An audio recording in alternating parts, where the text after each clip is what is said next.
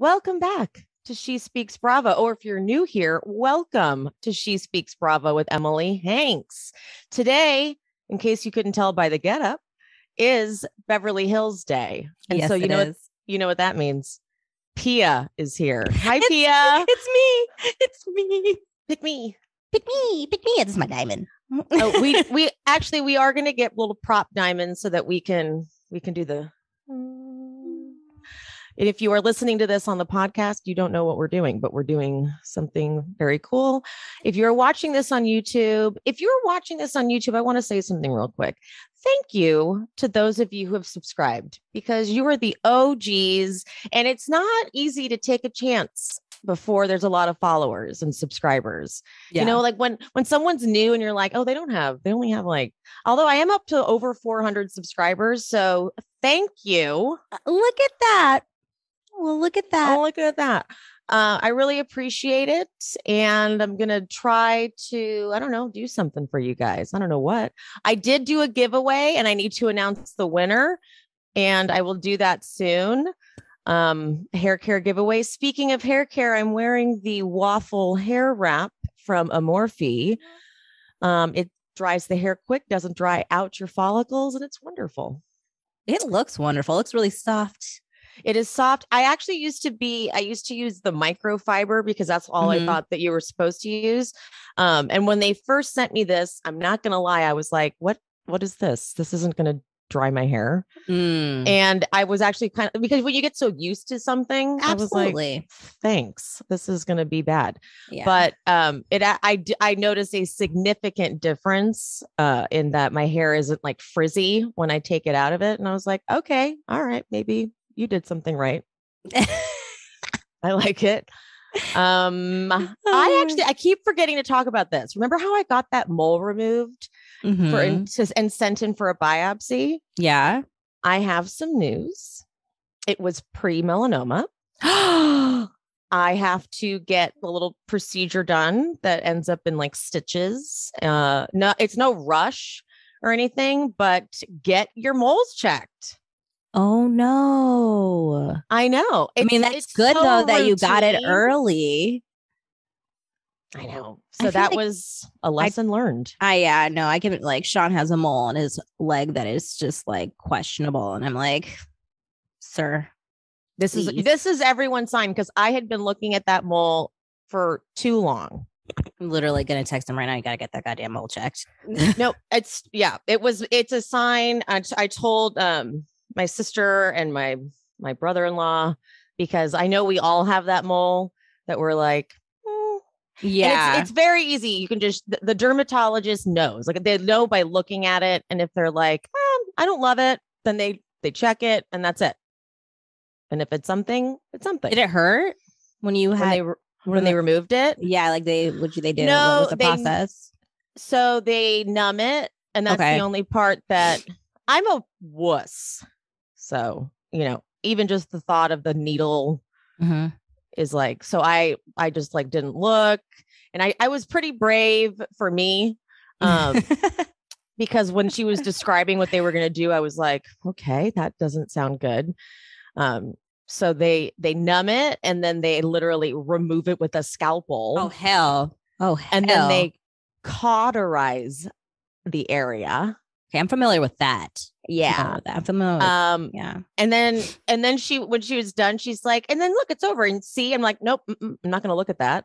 Just cover it with the bandage immediately. But because it's where it is, there's like no fat there. It's a really like the skin is stretched so tight. So it doesn't heal very well.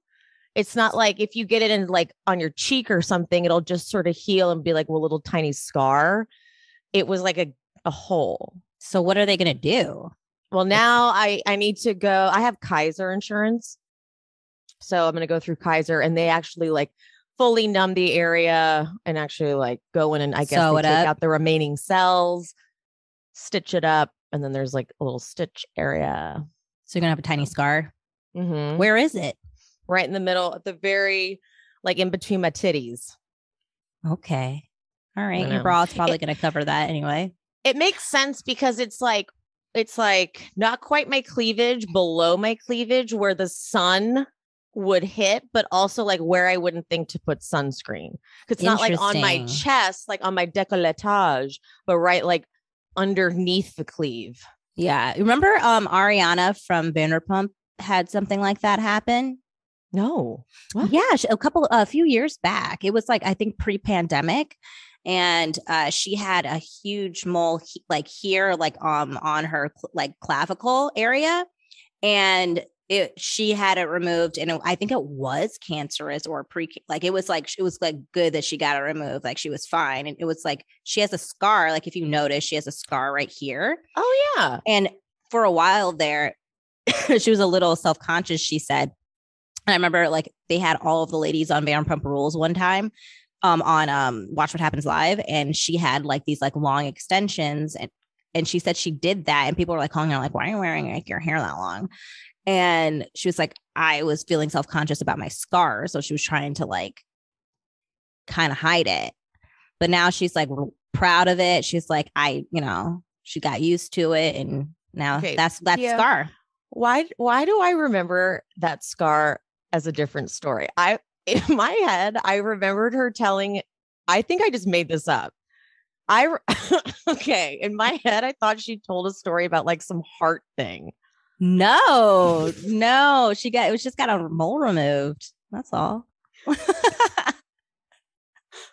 whole time, whenever I see that scar, I'm like, Mariana had some heart condition when she was young. No, that was like a new scar, and she gets a mole removed.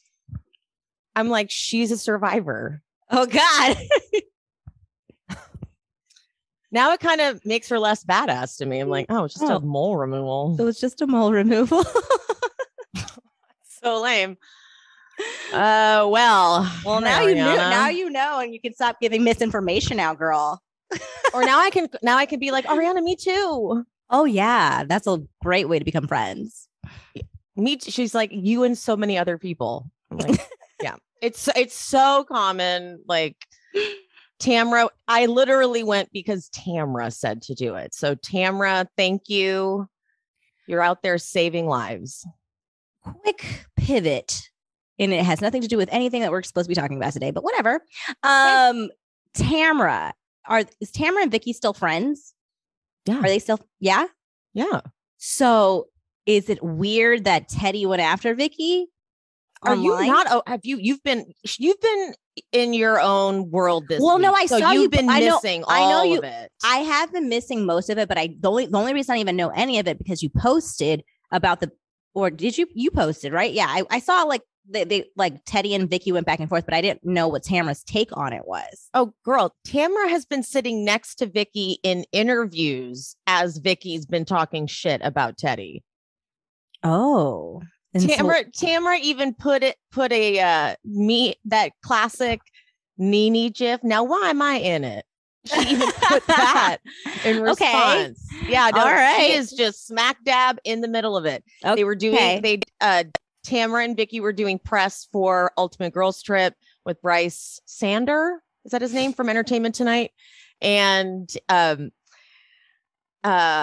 Vicky started because Tamra was pitching the Two T's in a podcast, and Vicky was like, "Oh no, we're not gonna start pitching Two T's in a pod or whatever. No, with boring Teddy." And Tamra, I'm sorry, that was funny. Boring Teddy. Yes, I love anytime anybody says anything about Teddy. Sorry. And Tamra was just like, "Oh, okay." She doesn't like that I'm doing a podcast with Teddy. And so she just has to sit there and deal with it. And then I think that's how the whole back and forth started with the whole, oh, really? You're going to go after me for being boring, get a new punchline. And then that's how it all went back and forth. Yeah. I mean, I don't like Teddy, but I did see one of her clapbacks and I was like, Tamra must have wrote that for you. She had to have Tamra is definitely I'm joking. Stay out of it. No, I'm joking, but it's just like the clapback was so good that I just can't believe it. The January 6th one? Yeah. Like, I just can't believe But wait, Teddy. Did you see the response someone sent though? No. So someone replied to that. Your husband probably did the security for the Capitol. Deceased. Deceased. Whoa, okay. Like the internet is awesome. Right when I think Teddy, I was like, wow, Teddy finally won us over. Someone was like, slam dunk. I know. I was like, see, and then the thing is, that's the problem with Teddy. That's the problem. So she gets the one little fun jab, and we're like, okay, yes. But the problem is she doesn't know how to keep it volleying. Like, she doesn't know how to go the back and forth. Like, she only has one in the chamber.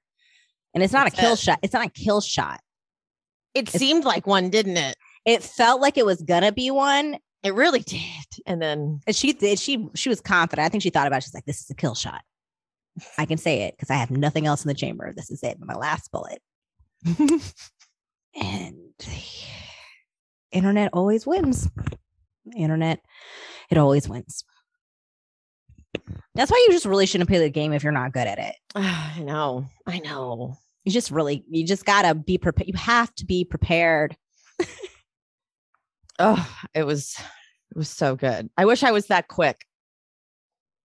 I feel like I am. You are. Pia, you are that quick. Like, don't go. Like, if you come in our comment section, be careful because immediately Pia have so many things to say. Pia has a catalog on ready at all times. If you are watching on YouTube and you notice our amazing getups, first of all, look at Pia's jacket. Hey. Pia's earrings, because I got such good all feedback fake, on baby. this. Right. Imagine those were real. I know. You would not be here. I would be quitting my day job. I would live off of these bad boys. Exactly.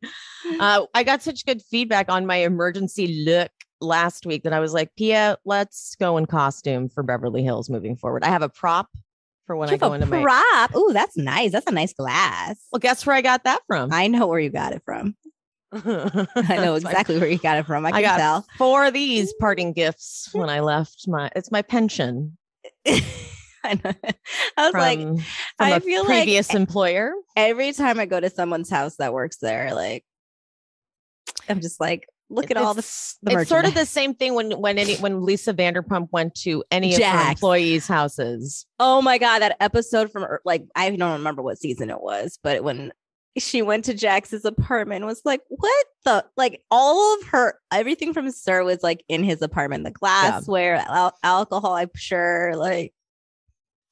The amount of times that Lisa, because at the reunions, Andy would inevitably ask, like, why do you put up with Jax? And she couldn't say because he's good TV. She'd say something like, he's always been good to me.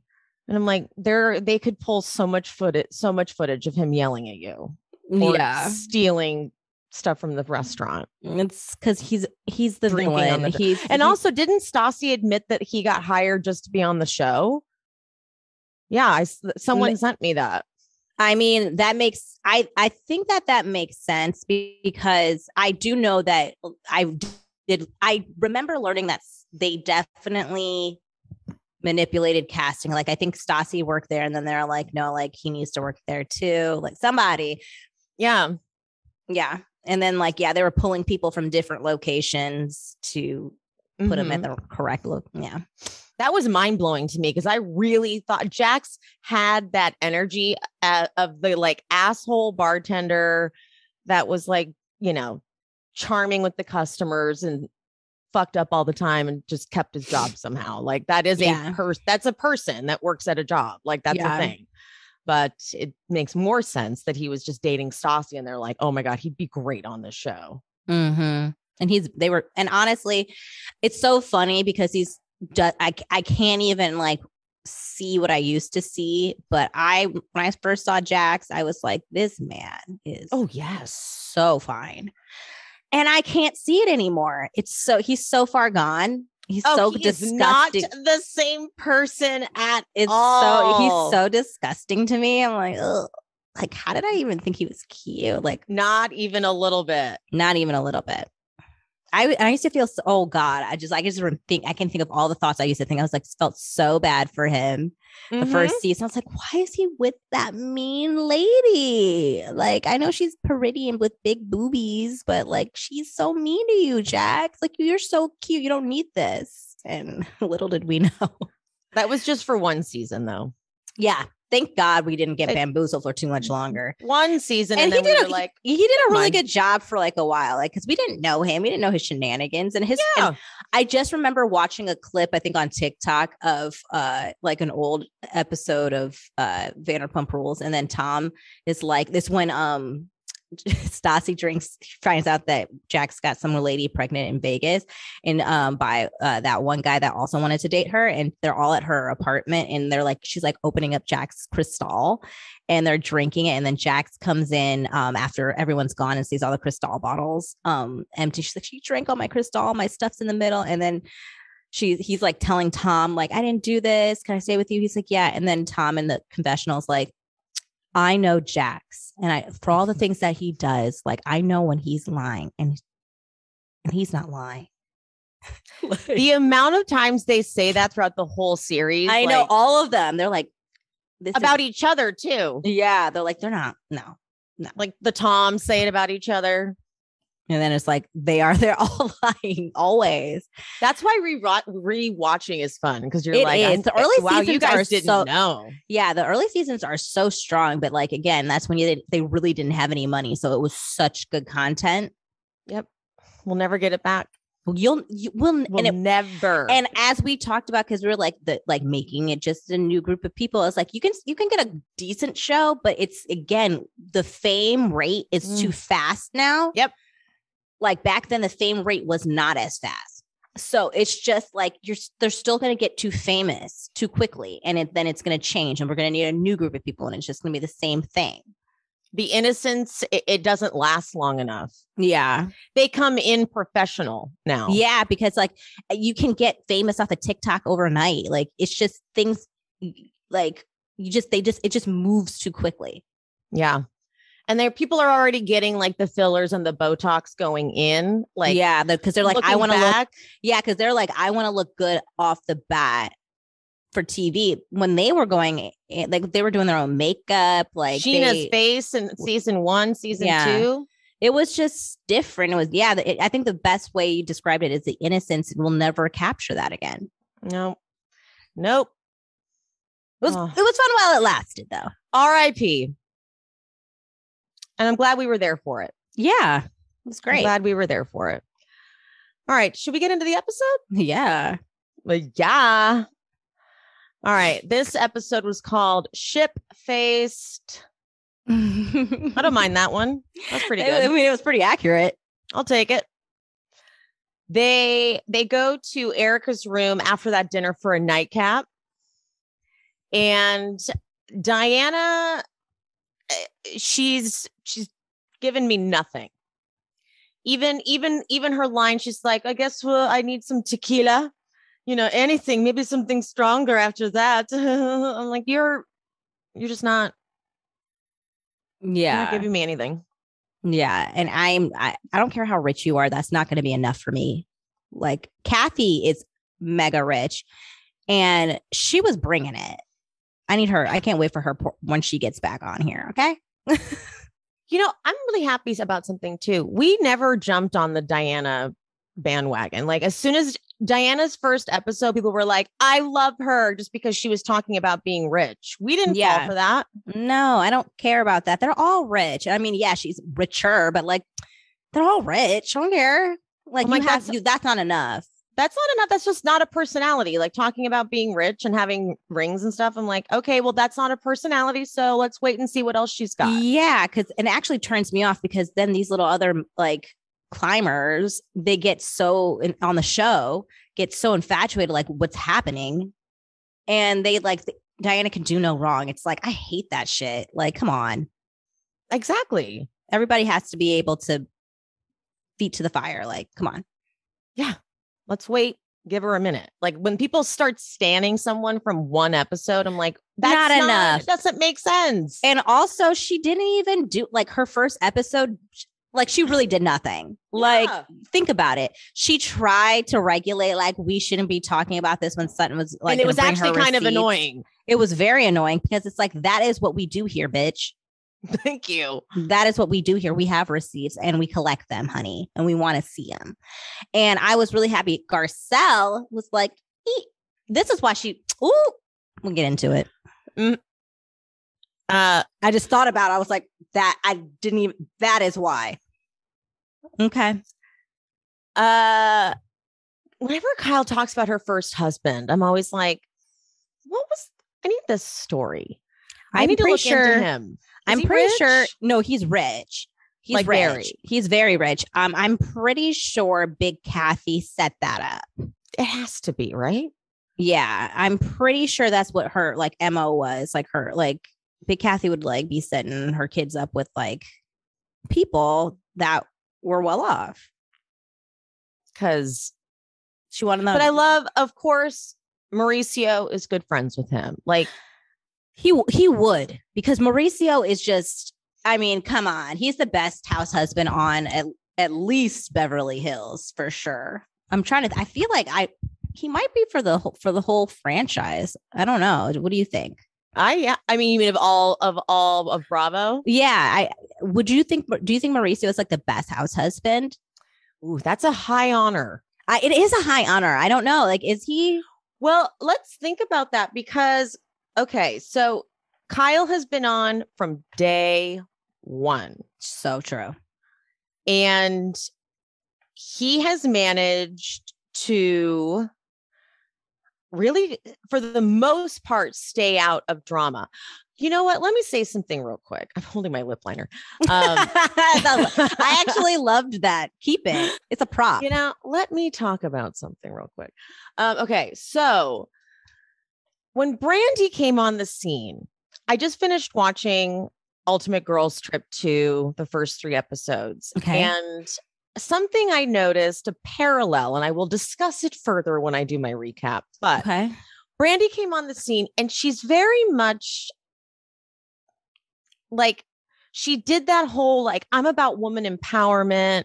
I'm all about like girl power, but it was only really to her benefit. Anything else that didn't fit what she needed, it actually wasn't women empowerment.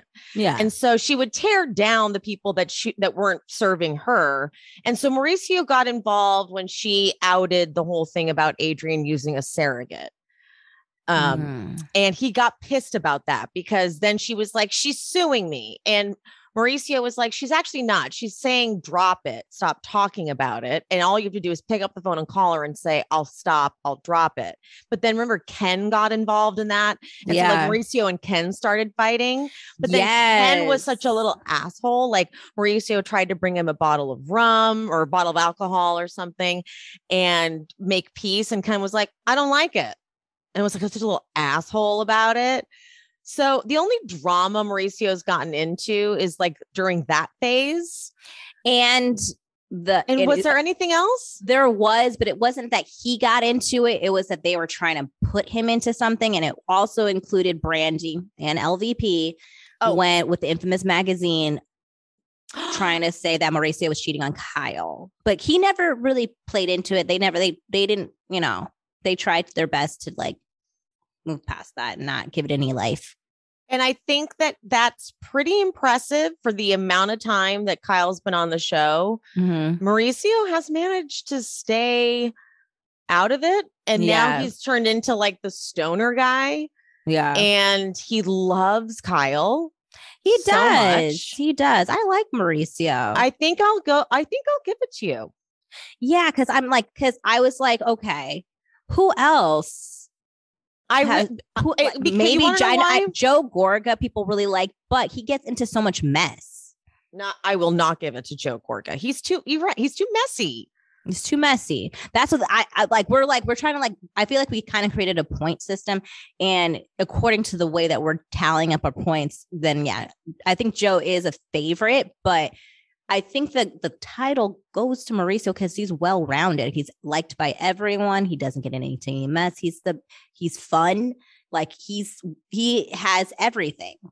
Like when Mauricio shows up, you're like, yay. And he's not going to get, he doesn't get into drama as where Joe Gorga gets into drama. I guess the only other thing, but it was so entertaining. And one of the best parts of last season is when him and PK were like honestly calling out this Erica's really crazy story. That was amazing. I know. Like, and I'm not, and I agree. I consider that a highlight. I don't consider that like how like Ken would kind of intervene where it becomes like, why are you, or even how Joe does sometimes. And it's like, Ken, but it was fun because he was just joking with PK and it's like, they were high and it was funny. Yeah. Like, and it was really great to watch actually. And like, I also really like Eddie from OC, but he hasn't been on long enough and he doesn't have the same like. You mean Tamara's husband? Mm-hmm.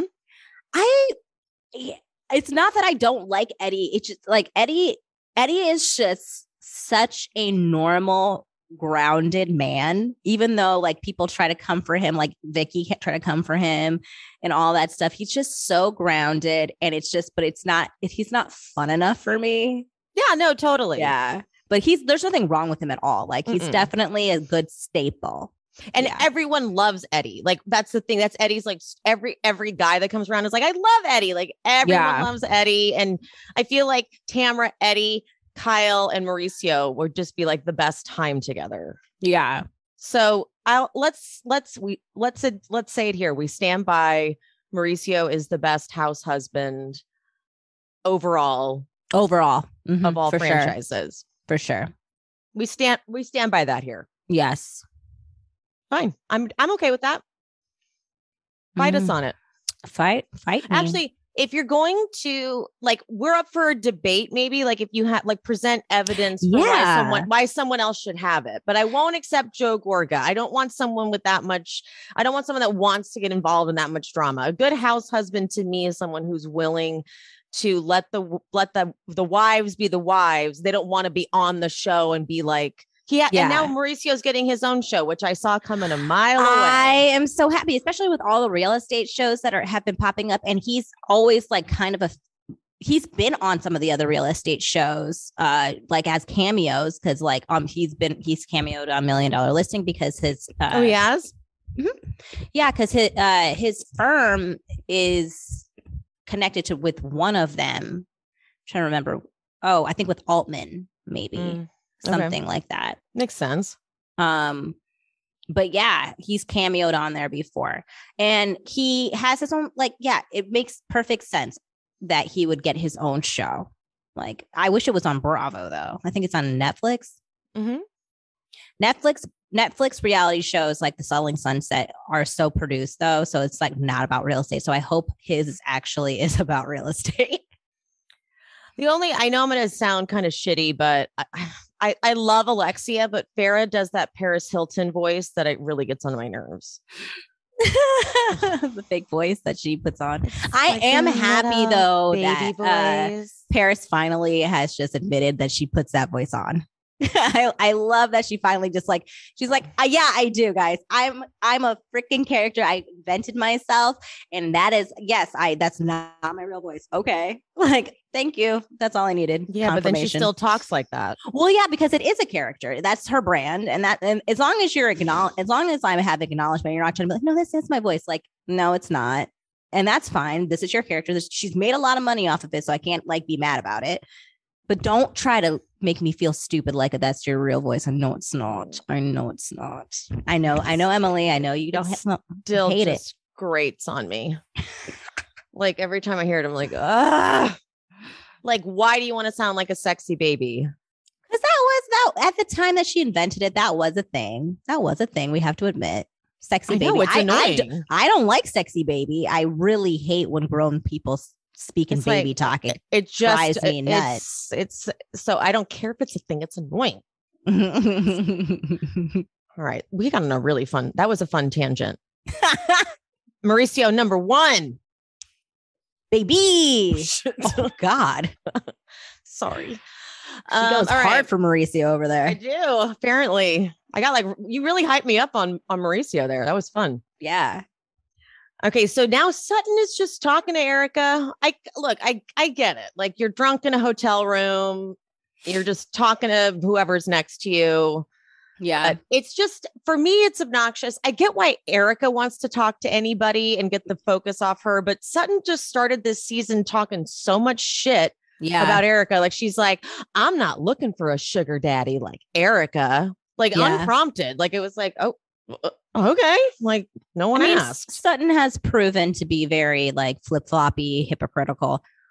Yeah, like she kind of is like badass behind her back. And then as soon as Erica's willing to give her a little attention, she's like, okay, I'll be your friend. I'm like, because Sutton, like she wants to be badass, but really she just doesn't really want the smoke. She does truly want to get along with everyone. And I do think that she still thinks that Erica did all the things she did, but like, it's at this point, she's like, she's on the show. What am I going to do is continuously fight with this woman, and everyone else seems to be fine and moving on. That's the good point. Like, everyone else can coexist. Yeah. I'd like to coexist. Yeah. And besides, and then Erica eventually says, like, she's like, why would I feel bad? You know, I didn't do it. Does a doctor's wife feel responsibility for his patients? And that's like, Sutton's like, well, you know, yeah, you have a point. And the thing is that I'm not mad at that like rebuttal, but this is the thing. And she almost got me for like a hair, right?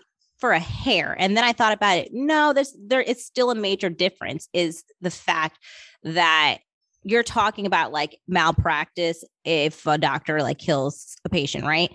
Of course, a wife has nothing to do with that. However, if a doctor starts like funneling money from their patients and then funding their wife's lifestyle, and your wife may or may not know about it, but whether she knows about it or not, like her name's on legal documents doing illegal things, you're responsible. And that's just what it is. Teresa had to go to the same thing. Do I think Teresa knew what Juicy Joe was doing? No, but her fucking name was on it. So she had to go to jail, and she accepted that.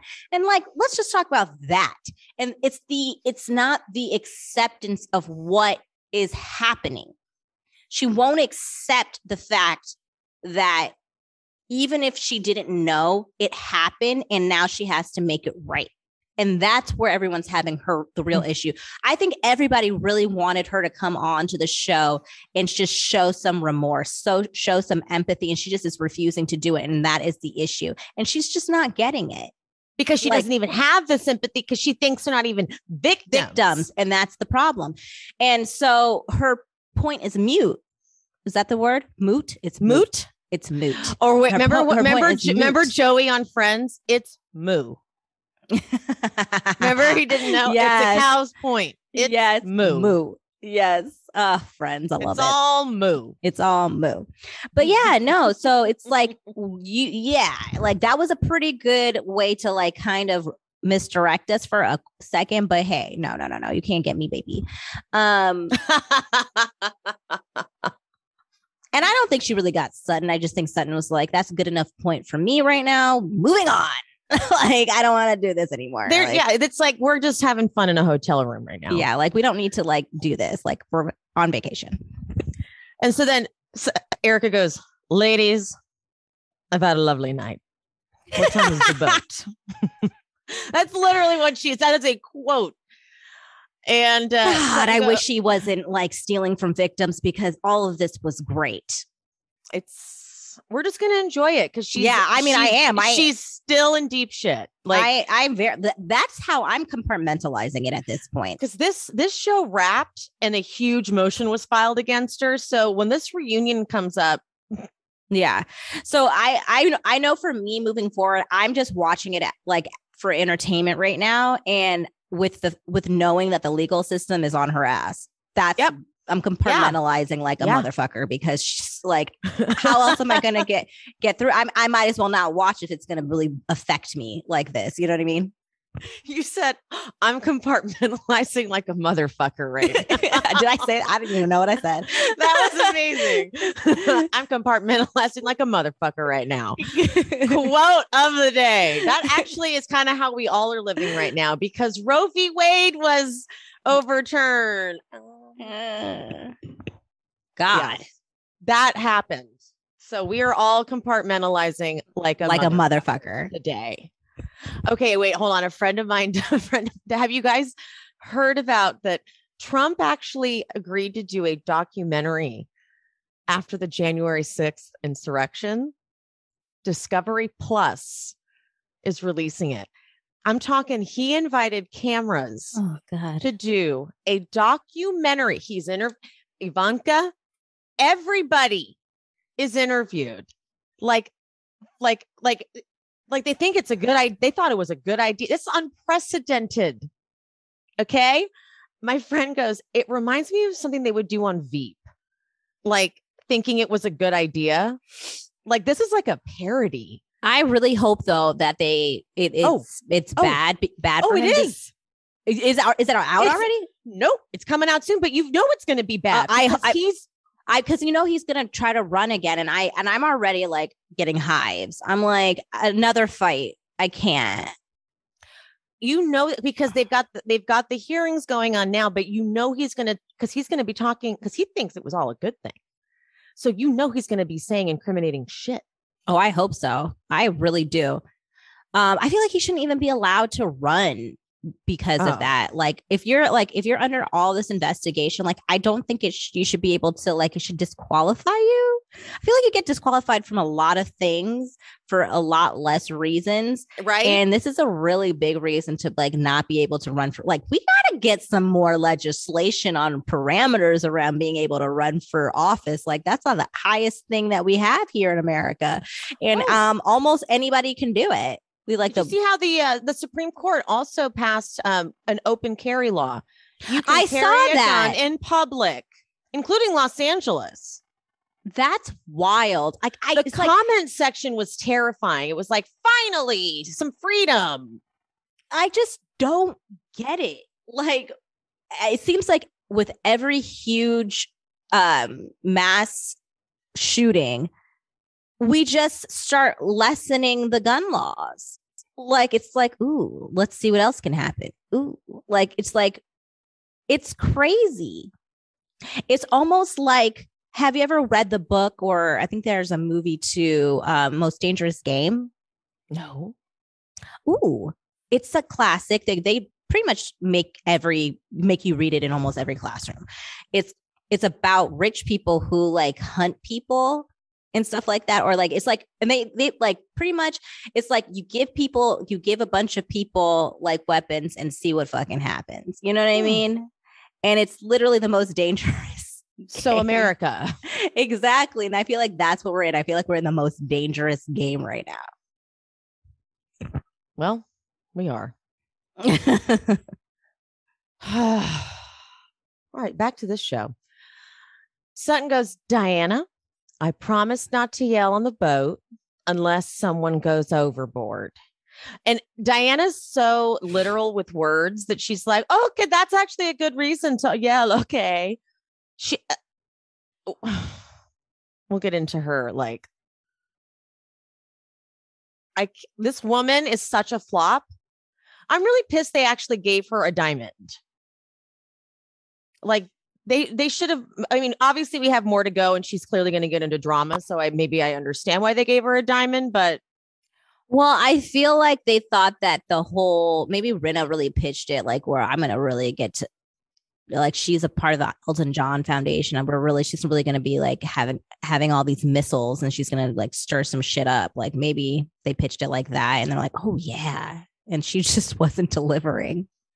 Horrible. All right. So the next day, Sutton is in glam and her makeup artist is doing the face roll on her. Andy needs to get that for the clubhouse. I bet he has it, but you can't really see it. Oh yeah, that's right. She's like, I yelled at Diana last night, but I apologized. All I do is apologize to these people. What? Stop fucking up. And also, she's just an easy target. Like, I'm not going to lie. Like, if you're on that show, Sutton, you wanted to like stir drama up, Sutton would be the person to do it with. I feel bad saying that, but she's the easiest one because one, it's just, almost like for like, she's just easy to win against because she just gets so like flustered. And then she's also really willing to just move on too. So it's like, I could really come for Sutton. And then I know she'll just be like, okay, we can we can let bygones be bygones. Like, I love you. I hate you, but I love you. You know that, at least, Rinna.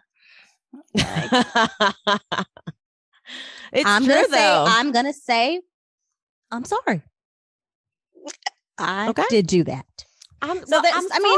Yeah. So like, I do understand why she is the person that ends up in most of the mess, because I don't really think she's doing that crazy of stuff, but she's just the easiest person to pick on, really, in a group of mean girls.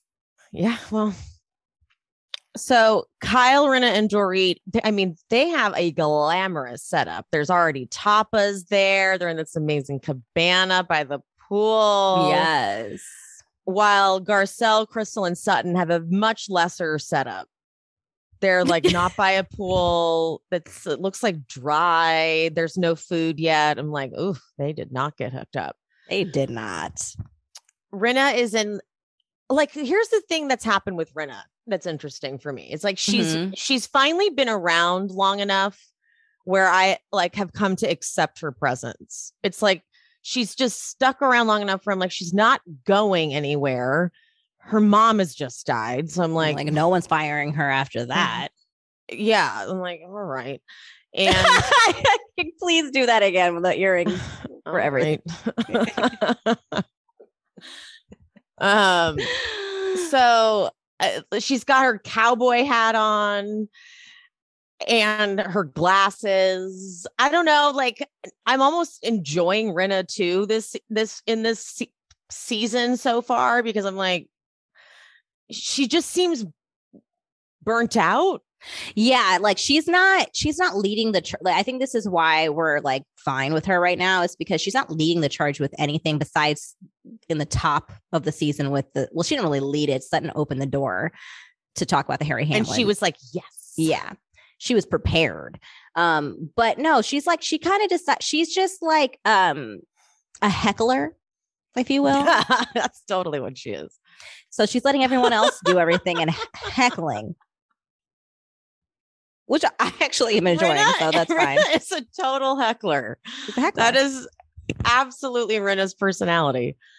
And I kind of feel like their take on Crystal was actually pretty accurate. But first they're talking about the Erika and Sutton from the night before. Mm-hmm.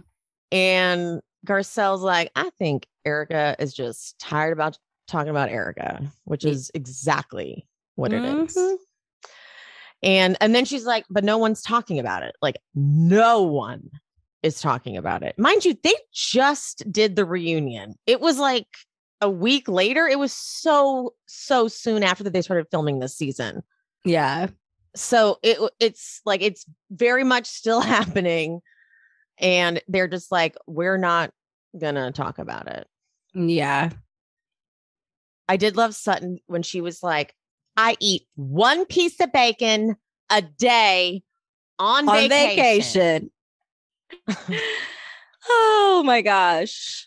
But this is why this is the thing. This is why you don't go around telling people you're a vegetarian when you like, you want to dabble in some bacon here and there. Because some people are so like verbatim about things like, oh my God, that means you're just not a vegetarian. Then like, you just like, you're not, I'm like, okay, well, like she's trying to be a vegetarian. That's what she's trying that one day at a time. Okay. Yeah. All you should say, Sutton, is I'm just trying to cut down on meat. Yeah. Because some people take that super, super serious, like, and it's zero tolerance policy for me. Okay.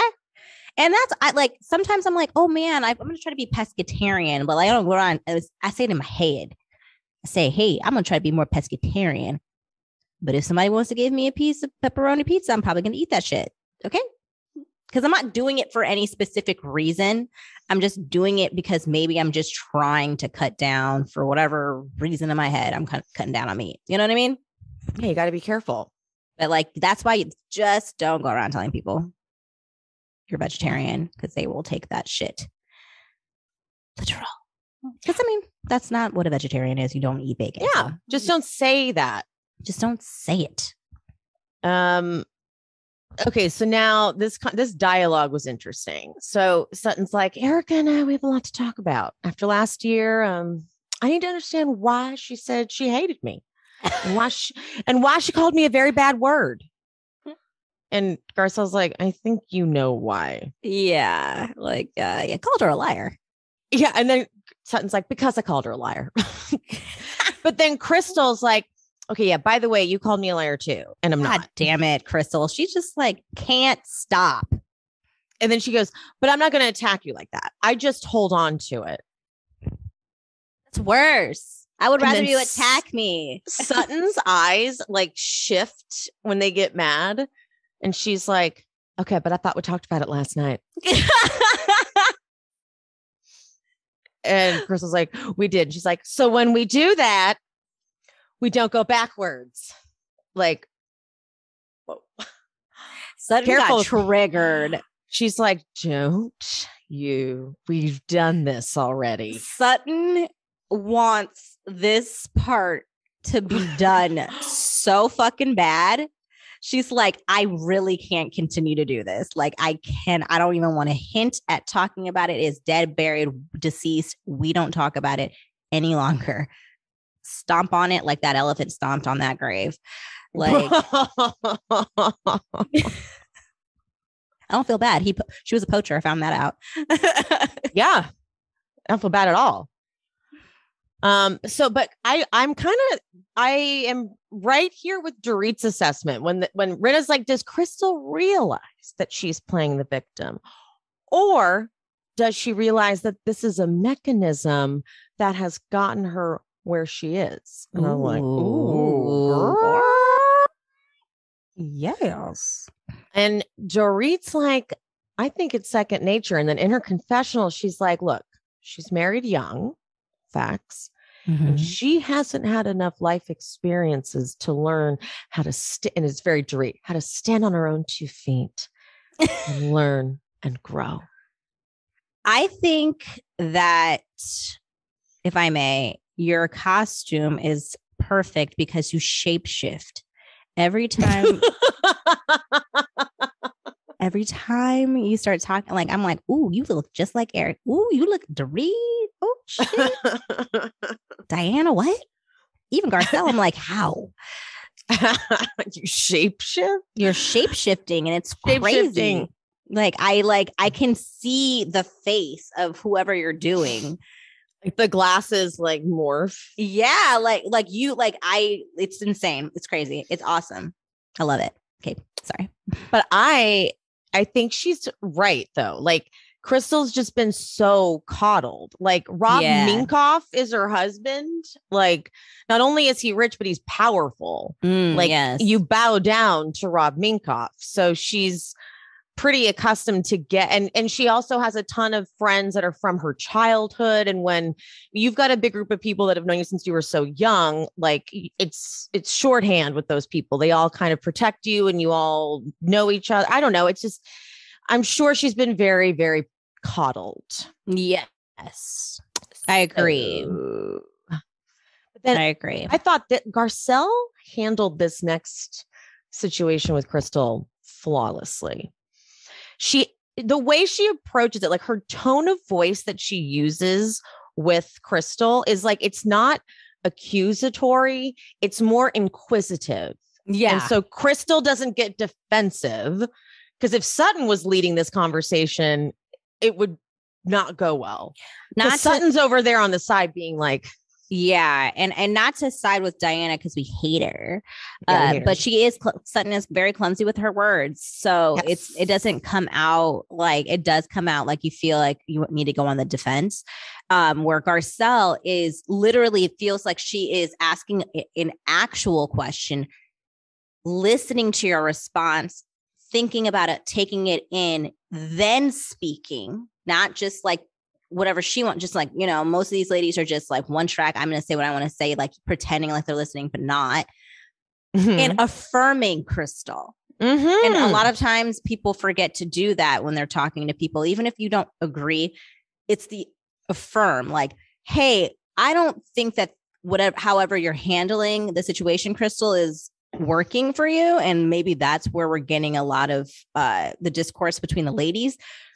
But I understand now that you've explained why you do that. But maybe like try to speak up earlier instead of holding on to it. And maybe that would make you feel better.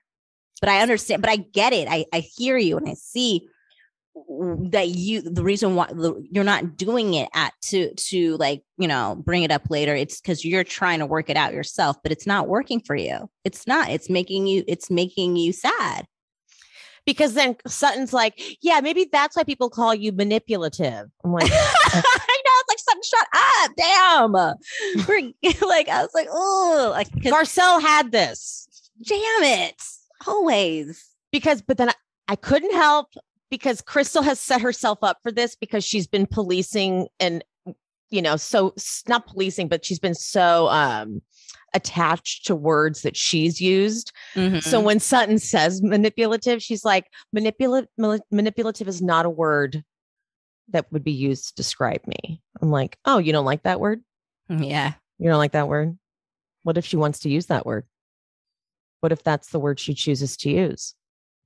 According She's not going to change that word. Dictionary, we're going to look up the word.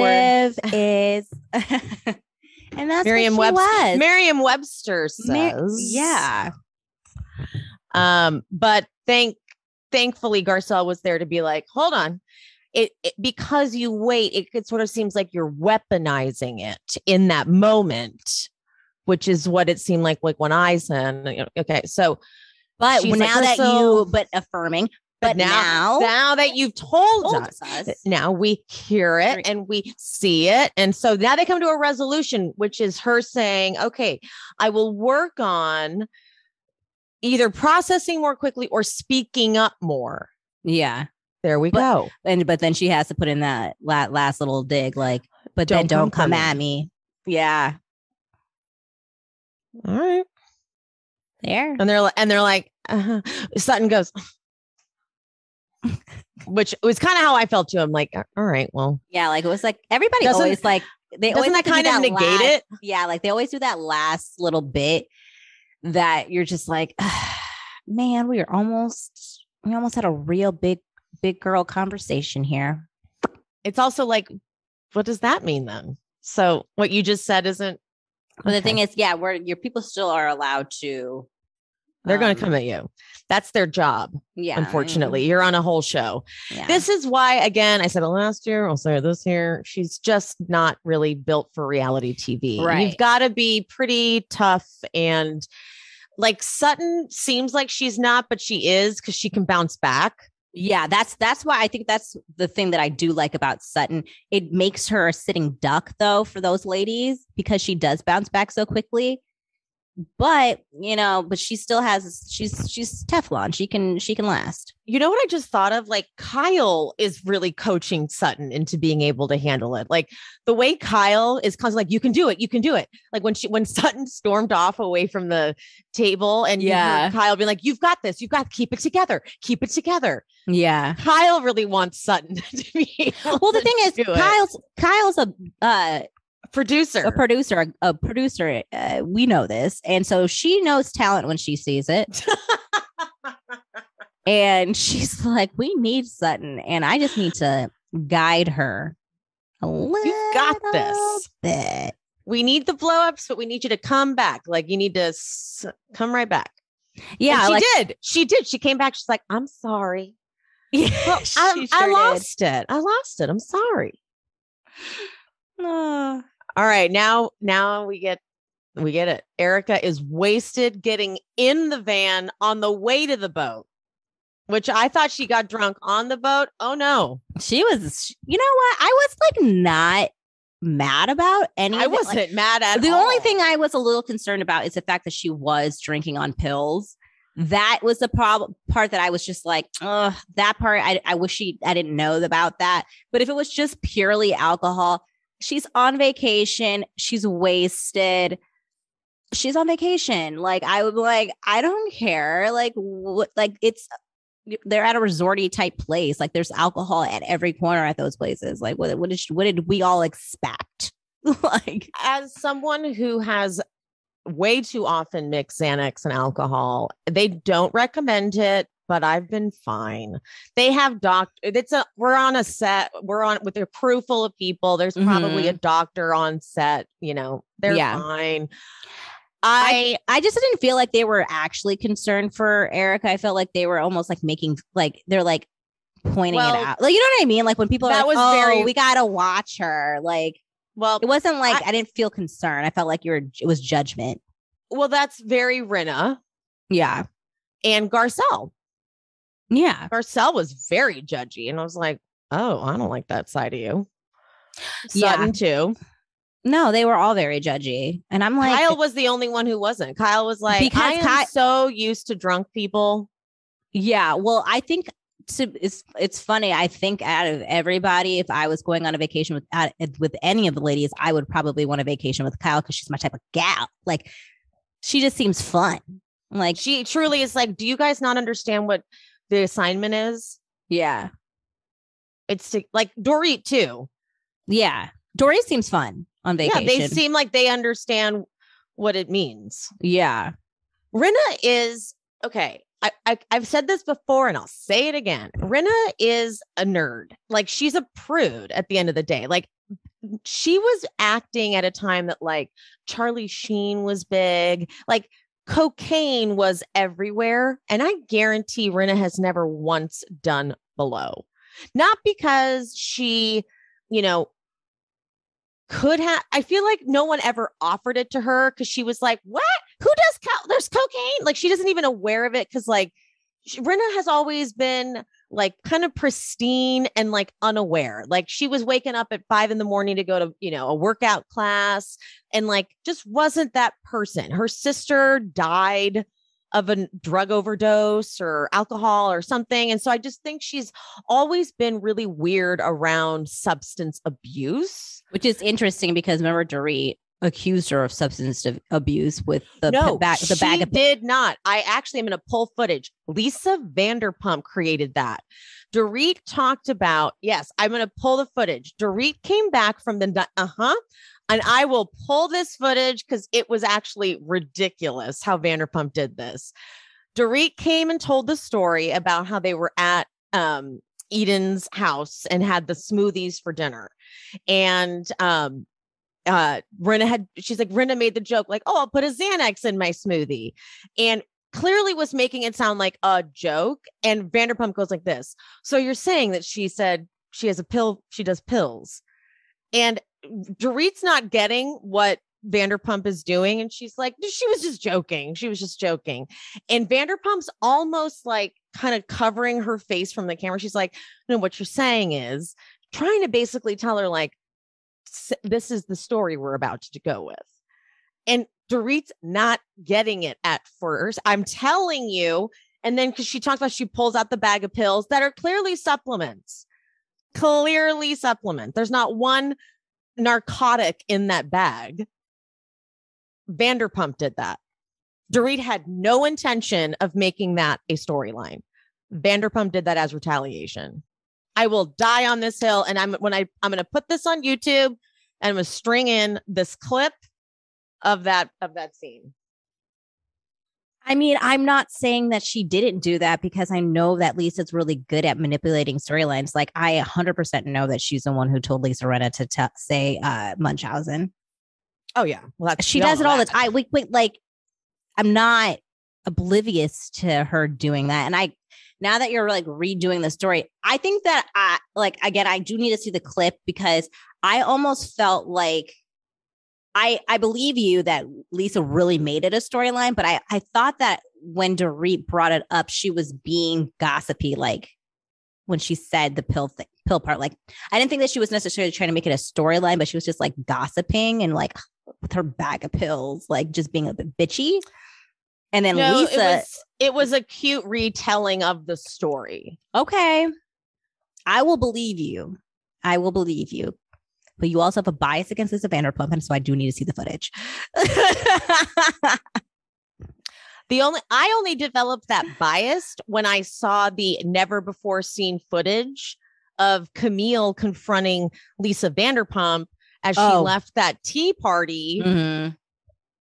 The famous tea party, don't say that he hit you. And now we said it, that one where Camille says to Lisa Vanderpump as she leaves, you threw me under the bus. And I was like, wait, what? Back then you threw me.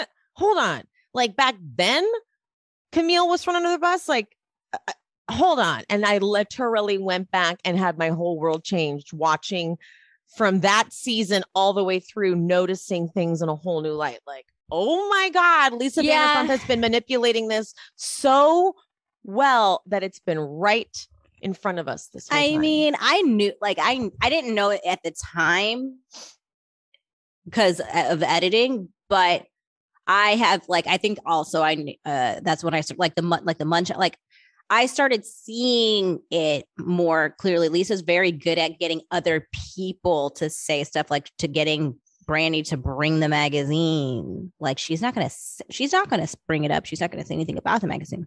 She just put it in her bag. And like she's planting, she does love a garden, right? She plants seeds and she waters those seeds and she knows which of her little like blossoms are going to blossom when, like, you know, she does love a garden. That was good. Yeah. And so, so she fully, like Dorit was just telling the story of having gone to Eden's. And she figured it was going to be on camera anyway. You could tell she was just telling the story. She pulls out this bag of pills. It's like supplements. They'll show the bag of pills. It's a bunch of supplements. Yeah. But this is the thing.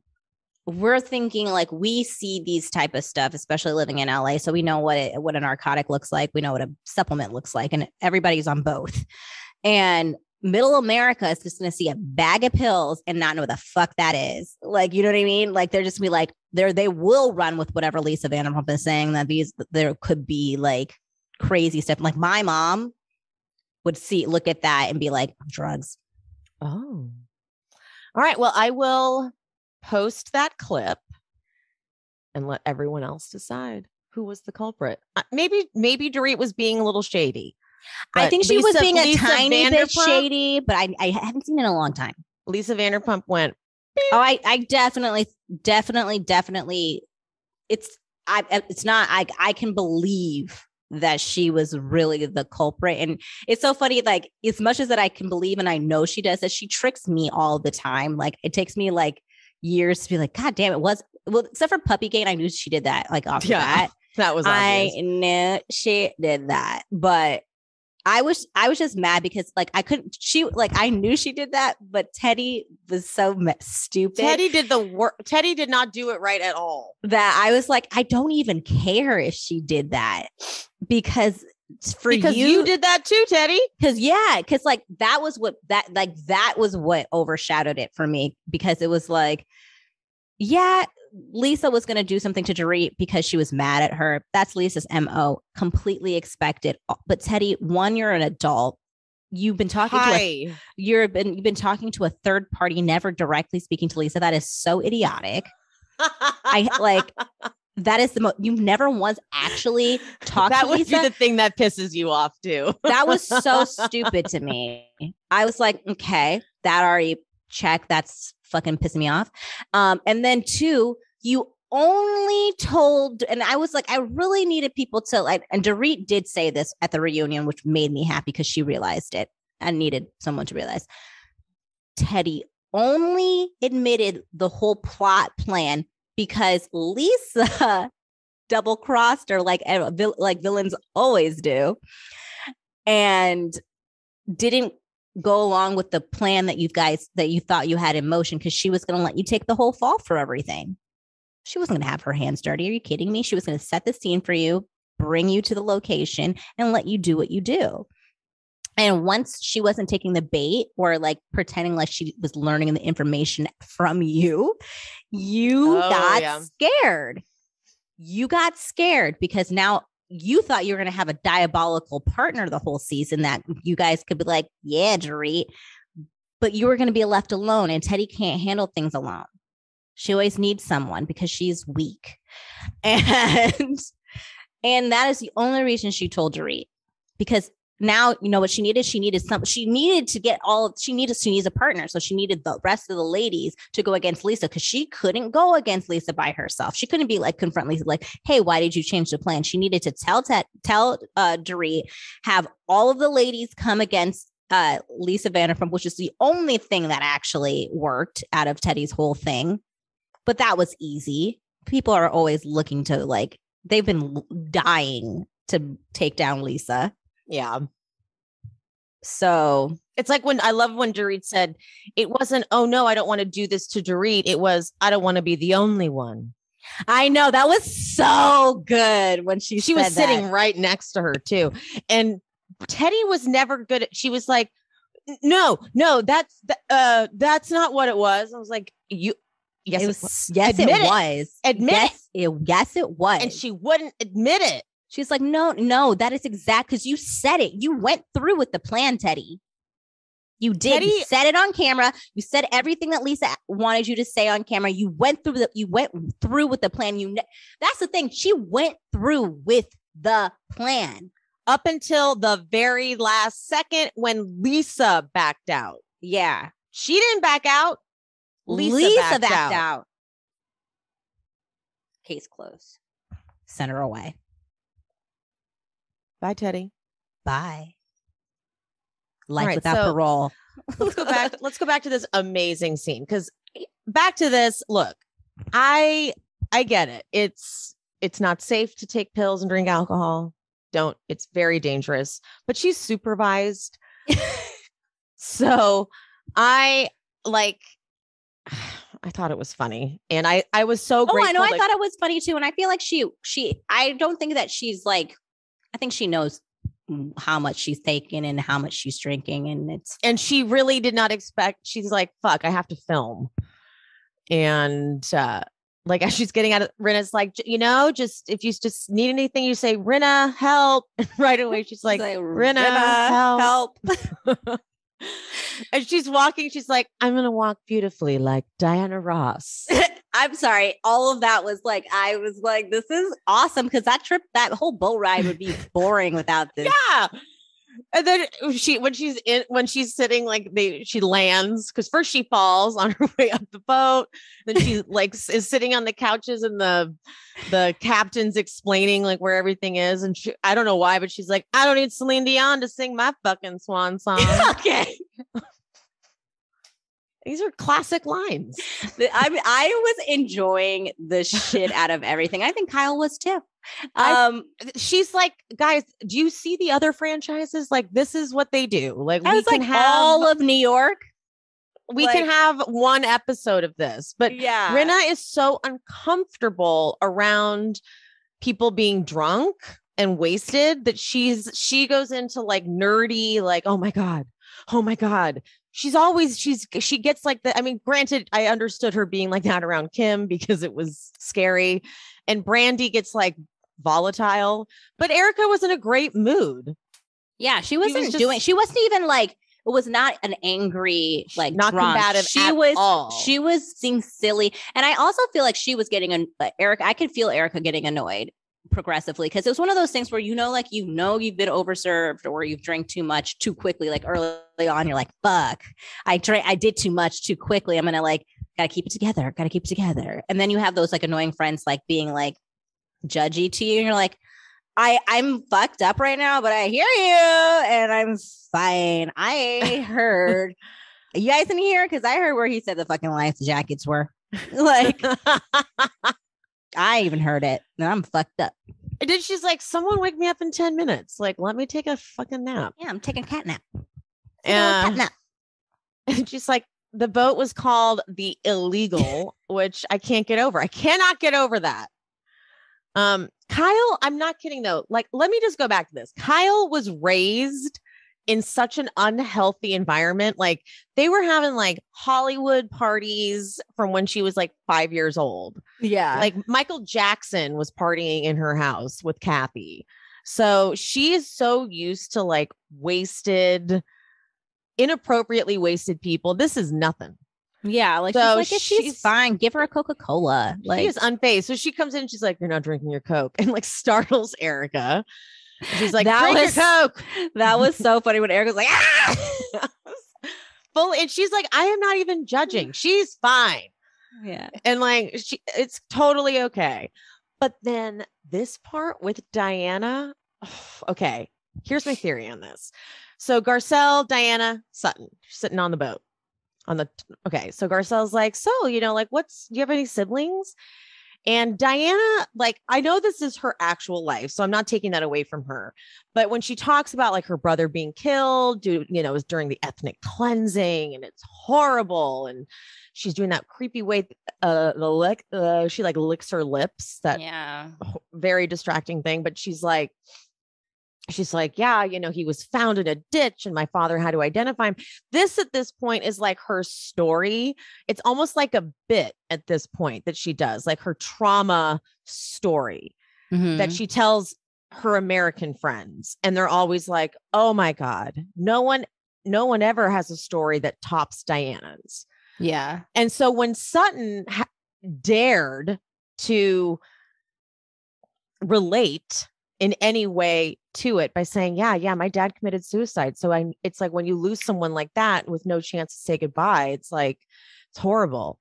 Diana's like, wow, all roads lead to Sutton.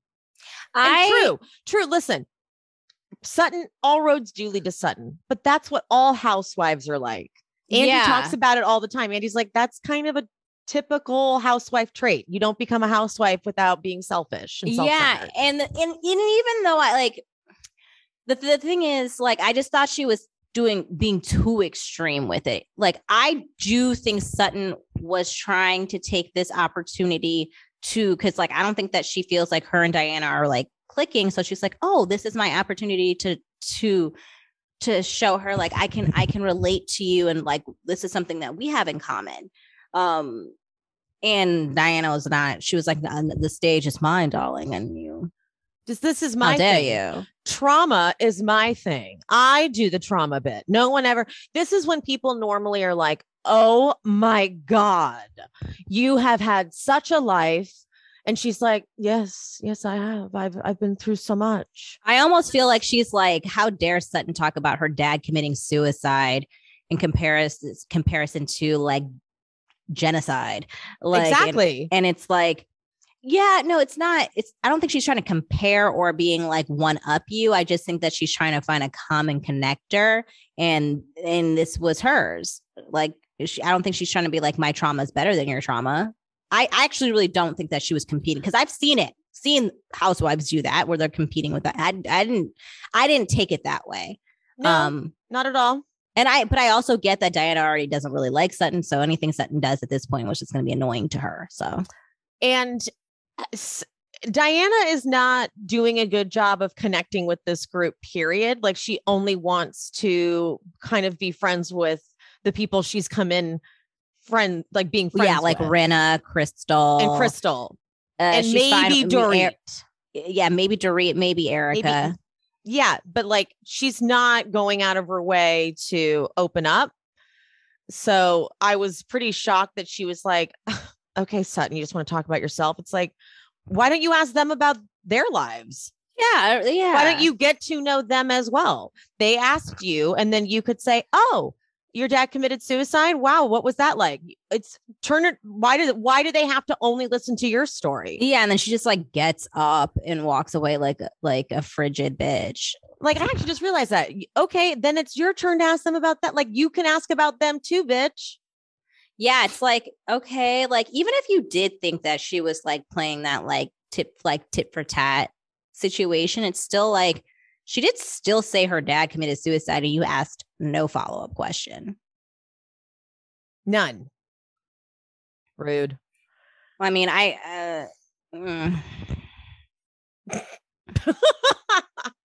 Okay, but back to Erika. Okay, she's now like, Mom, she's like, "I could just travel the world living on a boat." For breakfast, I'd say, "I want chocolate chip cookies." For lunch, a salad. For dinner, a protein. Sounded amazing. It did. I was like, that sounds great. That sounds like a great meal plan. Sounds amazing. I was like, okay. Probably would sub the cookies for like a chocolate croissant. Okay. Yeah. I mean, but I got it. Like, I was like, I'm down. Oh yeah. No, she was giving me great entertainment on that. But like just talking to the thing is like she's just laying down, talking to herself, muttering to herself, really. Muttering to herself or the crew. Like I'm sure there was like someone on the crew like in there. You know what I'm talking about. You want a cookie. Someone give Stan a cookie. He wants a cookie. I want a cookie too. Give us both cookies. We want them. Yummy. I like cookies. You like cookies. Well, cookie masher. We need to do like a B-roll of just like ad-libbing what else Erika was saying to the crew. Yeah. They were probably dying, actually. They were like, I know we're not supposed to find this entertaining, but this is like they're like, this is gonna be so good. Like we're keeping this in. They're like, we can't wait. They probably have so much extra stuff that they couldn't even put in. Yeah. But it's so funny when Erika comes up, they're like, woo! And she's like, yeah, okay, I'm drunk. I need to eat food. And just starts shoveling pizza in her mouth, spaghetti. Like, I mean, not gonna lie, when she was eating on that food, I was like, that shit looks so good. I was like, get me some pasta right now. And they didn't do her any favors. They showed her eating that shit sloppy and all. But the thing is, so now like her being on the couch for that long made even more sense for me because she was like, I'm just waiting for the food. Like, yeah. And they were like, food's up. Like once as soon as the food was like, she's like, I'm back, bitches. Let me get some food and then I'm gonna be back. And then I'm gonna go back to sleep. Yeah, she thought she was gonna be back, but she was like, now I got the itis. Yeah. Crystal starts like straddling Garcelle, like taking off her like. I was actually shocked that she was doing that because she was so she did that last year. She did. Oh, okay. Mess. Yeah. And that's why Garcelle was like, why are you always coming for me? Oh. And that's when Erika starts asking all these like sexy questions. I was for it. I was like, yes, let's liven this up. This is like stuff I would do. The thing is, I felt like Erika was being the most authentic that like most people would be doing on a girl's trip. Like usually they're just so like aware and they're like trying to like impress us. Like, yeah. Like, Erika was being the Sonja Morgan. Yeah. Like she was just doing like all of what Erika was doing is exactly the shenanigans we would be pulling if a group of my girlfriends were on a boat, which we have been. And that is exactly what happens. Ask dirty questions. Yeah. Be drunk, lay down, eat food like a crazy person. Like that's what you do on a boat. I'm on a boat, bitch. Exactly. And Garcelle is being extremely buttoned up. And I'll tell you what the difference is here. Kyle's been doing this a long time. So she's like, look, this is kind of part of it. And this is what they like. As where Garcelle, this is new-ish to her, and she has a whole career and like reputation outside of reality TV. So she's like, oh, let's be careful, please. Yeah. And so Kyle throws on expensive, and Sutton's like, no, I cannot celebrate this. I shall not be dancing and singing along. And I respected that though, because it's like it would look silly for especially Sutton and Garcelle to be dancing around too expensive to be me, knowing that they came for her, Erika so hard about that. So like, I was like, you do need to sit this one out. Yeah. No, guys.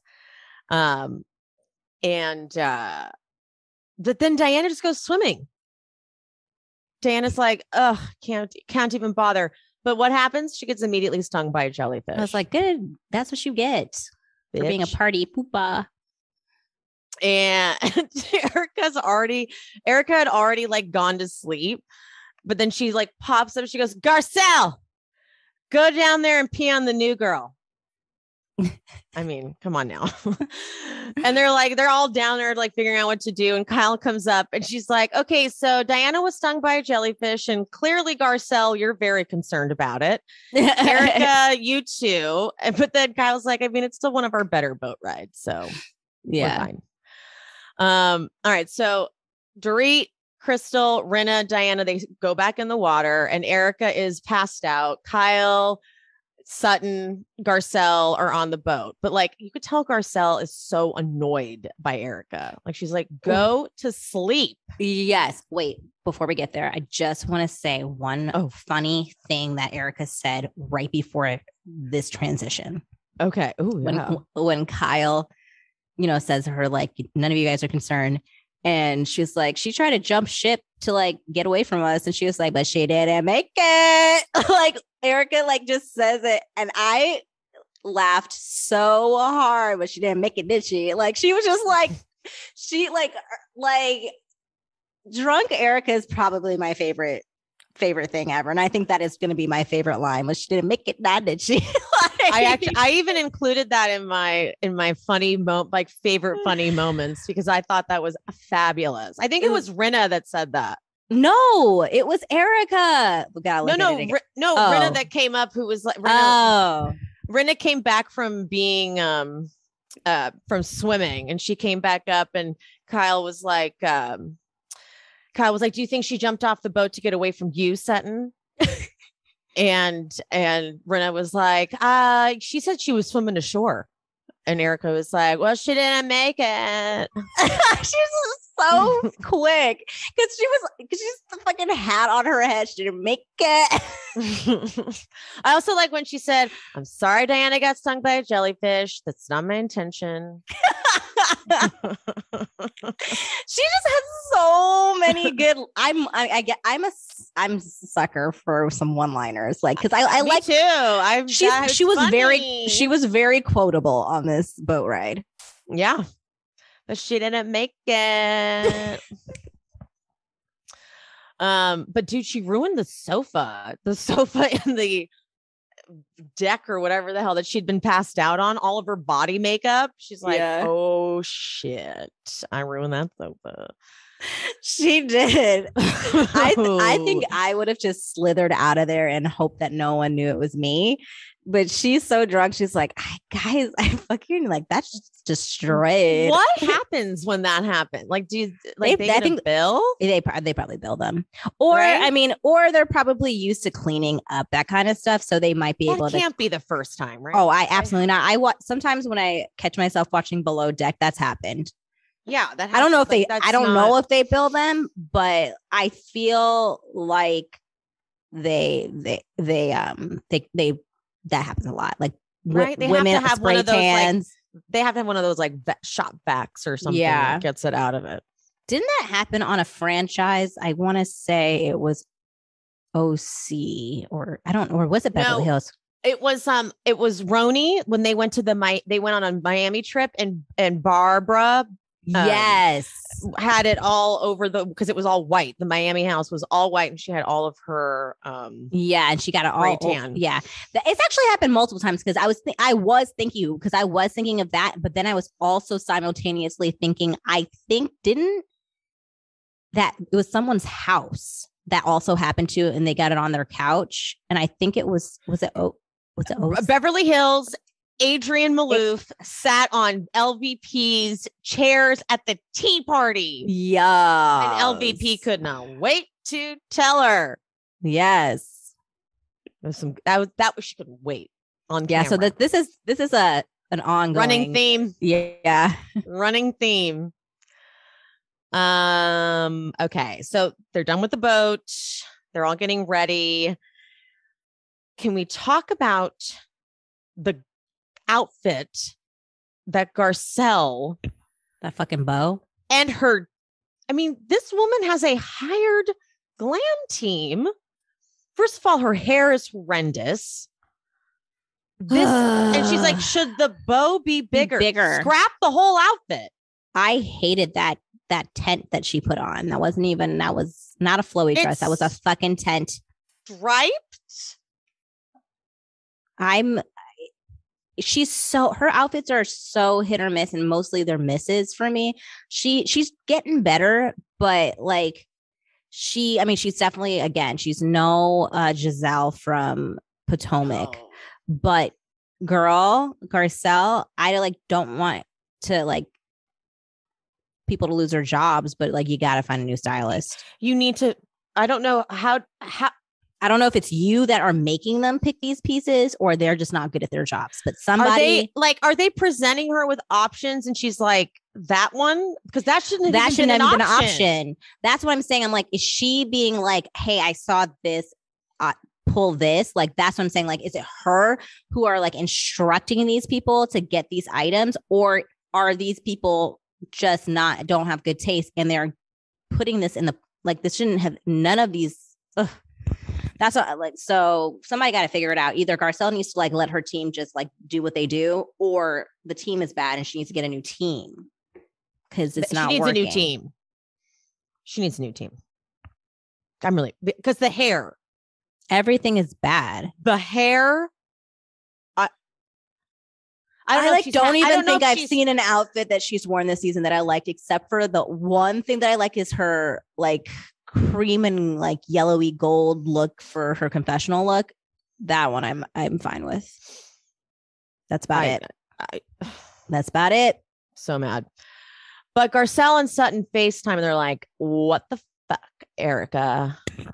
And Xanax and alcohol don't mix. Maybe it's a cry for help. I'm like, okay, I get it. I would take the opportunity to shade her also. I get it. But here's my theory with Erika. So Erika has been living a facade for decades now. Okay. Yeah. So that motion that was filed after they wrapped, which I'm so bummed they weren't filming when it happened, but the motions, the theory that Edelson has is this: Erika was basically like a PR, that like the front man. Like if the wife of Tom Girardi is flossing with fur coats and diamonds and glam squads and private jets and a music career and all this stuff, then it looks good for the law firm. Yeah. It looks like, oh, this is a very successful law firm. It's sort of like marketing 101. And what they were doing now, if you guys are versed on the legal jargon, I'm going to butcher it. So this is just like for layman's terms. Mm-hmm. What this motion states, and this is all very illegal, is that this law firm kind of had the equivalent of like salesmen that would go out and be like, hey, you got a case? We'll take it on. And these people would take like a commission essentially, mm-hmm. which is against the code of conduct. Mm. For legal things. Like you don't go out and like poach people and then take a cut, because that essentially would negate, it's not like a plaintiff's attorney type of thing you should do. Right. Because that's a conflict of interest that would give you like a monetary motive to bring people in, so to speak. Again, I'm butchering this. And so think about it. You've got Erika, fancy looking Erika over here. They're like, hey, you want to come to this law firm over here to have your case represented? And they're like, yeah. Oh, cool. And then they get a cut. See what I'm saying? So yeah, Erika, that's been Erika this whole time. She's like, yeah, me with my private jets and all this stuff. So now that has been completely stripped away publicly. Your life is a facade. You are not this person. So this woman is like, I don't even know who I am anymore. I think that she's now going the route of like talking about sex and dicks and alcohol and honey, I'm just doing my thing and living a high life. And like, that's who she's trying to be now. She's Erika Jane fully now. She's just like, yeah, she's like, I got nothing to lose. I'm single and I'm broke, but I'm still fabulous. And like, she's trying to lean into that version of herself. Yeah. And now she's doing this like impromptu photo shoot. I swear she like did a bunch of blow when she got back to her hotel room. Yeah, because she took Adderall. She did an upper. Adderall. She definitely did an upper because I was like, you are wasted. Only way you can like she looked good. Like the only way you can bounce back is like you took some upper. I recognize that where you're still fucked up, like down in here, but you took something that helps to pull together, bring it back to life. It's like an adrenaline pen. Like it reminded me of the times I worked at Soho House and I got accidentally drunker than expected and was like, fuck, I need to do all the closing paperwork. Who has Adderall or cocaine? Either will do. Oh, but I still was in no way sober, but I was like, it's fine. It'll just focus me enough. And that was like the energy Erika had. Erika, when she showed up, all of them were doing shots. Erika had a look of like, she was kind of traumatized. She was like, I was on a boat. Oh my God. Tell me. Oh, that's like how I was. I was on a boat, a party boat in the Dominican for Curtis's birthday last year. When I got back, I like got back to the house, took a nap, woke up back, baby. And I was like, how did I get here? Because I couldn't tell you because you had to like get on a smaller, like after you get off the boat, you get it on a smaller boat to get to shore. Couldn't tell you how. I was like, how did I do that? Because I don't remember any of this shit. Curtis was like, well, we got you on it. And then you told everyone, don't look at you while you're in the car back home. And you just slept. Sounds about right. Yeah, that sounds completely. Don't look at me. Sunglasses on. Yeah, Erica's like, because Garcelle's like, you okay? She's like, oh, I've done like 3 espresso shots. And I'm like, and finish that sentence. Yeah, exactly. Please. Espresso shots my ass. I'm like, and at least 1 Adderall. Like you are, there is some drug in you. I don't know what it is. Adderall, cocaine. I don't know if she can obtain cocaine in a different. Yeah, I'm like, they are in Mexico. It's a little tricky. There's a crew around, but you've got prescription Adderall. You have to. Yeah. You don't have the Xanax without. You got both. Yeah. Okay. No judgment. It's not judging. It's just what it is. What happens. Just facts. You are not like. As a person that's been around a lot of partiers and a partier myself, that is what people do. Not bragging, but my 30s up until 3 years ago, I just did a lot. Okay. I got a lot of tips. If you need any, by the way, people reach out. Okay. So this scene is interesting. Garcelle, they sit down to dinner and Garcelle invites everyone to celebrate her birthday. And she goes, no gifts necessary, and looks right at Sutton. And this makes me happy because it proves that Garcelle will do this to anyone, even her good friend. Yeah. And Sutton's like, I'm going to call Garcelle a can opener because she likes to just open a can of worms. I'm gonna get her a can opener, and I bet Sutton would get her like a gold can opener. Yeah, like one she could, like an ornate one that she could like put as a decor piece. Yeah, like it's house. like something like it's like $1,000 can opener. That is so. Didn't Sutton buy them all like a nice flask one time? She's Sutton rich. Yeah, that's why gifts. That's why it's also annoying. Like Diana is like she probably is the richest out of all of them, but Sutton is rich too, guys. Like rich. Like don't sleep on Sutton. Sutton also got a hefty. Don't sleep on Sutton. Don't sleep on Sutton. Sutton got a hefty settlement from her divorce as well. Okay. Mm-hmm. Diana got her money from divorce. Got hers from divorce. They should be bonding over that shit. Rinna is not going to be able to go to that party though, because she's going to be in New York for one of Harry's premieres. And Garcelle, this is a part of Garcelle I can't get on board with. She's so passive aggressive. The way she's like, I wish you could be there. Denise is coming. She keeps smirking. I'm like, ooh, Garcelle, you got to stop that. It's really, I don't even like Rinna. And even I'm like, she's like, do you see what I'm talking about though? I know we love her. I love her. I'm reaching my quota on talking shit about Garcelle though. So, yes, I saw it. Did I think that she just like, the funny thing is, as much as Garcelle is pretty direct and stuff like that, and she's getting on Crystal about holding things in, she's still not over the whole thing that happened with Denise. And that's so evident. And that's why it keeps coming out in these like little microaggressions towards Rinna. Like any digs she can come up with Denise, she does it. And she just needs to like let them deal with it. It's nothing to do with her. She said her piece about it and like stop meddling in it. Denise is no longer with us. She's not on the show.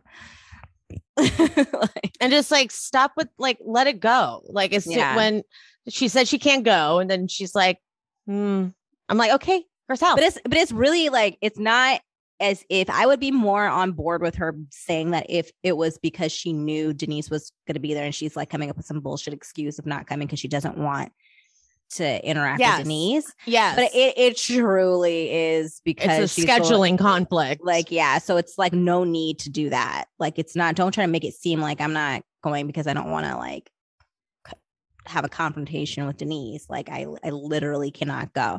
And I think that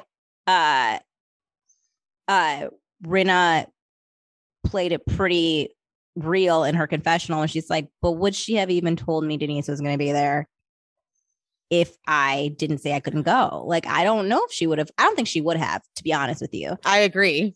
I think that she would have kept it quiet because she wanted to see that go down. And I think she was super disappointed that Rinna had a conflict because she really probably took everything to get Denise to even agree to come. Agree on camera. Yeah. So like, she was probably like, I did all of this work to get this on camera and she's not even going to be here. So she had to do something that like made it shake it up. Yeah. That's probably really, you're that's right. Probably, she's like, if I'm not going to get that scene, I'll get this scene. Yeah. I think that's honestly where this actually came from. Yeah. Yeah. We worked through that. All right. But then Rinna's like, you know, what's funny? I did reach out to Denise a month ago. And Garcelle's like, why didn't you lead with that? And Erika goes, clearly it didn't end good. That's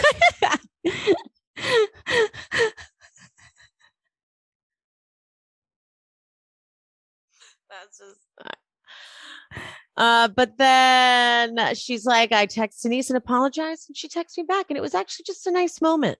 It was a nice moment. But then Garcelle, in her confessional, she goes, let me just text Denise. And the way she does it, she goes, not to say she's lying. And then she looks, and Denise responds, when? But now you see, Rinna has since posted a screenshot of the text exchange. Oh, okay. Thank you for saying that. Cause I didn't even follow up to see if. And it's possible because Denise is a little, that's what I was saying. Wacky. Yeah. That's what I said that to Sean.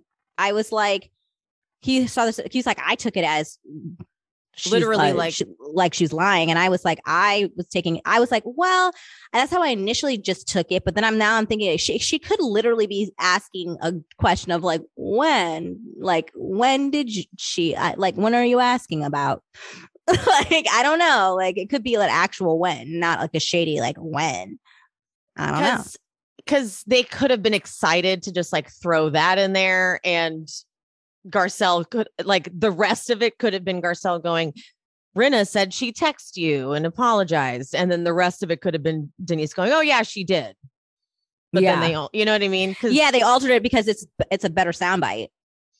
And so like Garcelle could easily have been like, yeah, if they had included the rest of it, it would have shown me going, oh yeah, she did say that she did. You know what I mean? Yeah, like that doesn't mean, yeah. I'm not to say that Garcelle is like also like lying, but like, yeah, I kind of figured it could have been one of those exactly what you described. One of those editing tricks they do. Yeah. So I don't think it's as I know that we wanted it to be that salacious and that Rinna was lying, but I think it was more the editors being shady. I didn't think that Rinna was lying because that's what I said to Sean. I was like, well, he was like, yeah, that's what I'm taking it as. I was like, but then I was like, well, it's just so bold of a lie. Like it's easily like immediately, like I would have been like, she's gonna like, this is gonna air. People are gonna pull up receipts. Like it's just a stupid lie. Like you're only going to win in that moment. And it's not even a good win. Like you didn't have to say anything at all, really. It's like you're creating like you're throwing your own self under a bus, like for no reason. Like you shouldn't like, so that's what that, it didn't add up to me. I don't think Rinna's that dumb. Exactly. To do something like that. So that's why it's like, this is something we're missing here. It's a dumb editing trick. Or Denise is just being a liar. That would be like, I think that we've proven by now after that weird season where she could not get a story straight that she's just really bad at communicating. Yeah. So I wouldn't like truly, I guarantee it was her response was when, and Garcelle was like, well, she said that she texted and she's like, oh yeah, I mean, I guess she did. Cause she's like a very strange communicator. Yeah. But anyway, they back at the table, they asked Diana how she's liked the trip, and she gives a horribly PC answer. Like, I think you're all spectacular. And Garcelle just is not having that. I mean, the woman cried on the trip. And she's like, okay, well, how about this?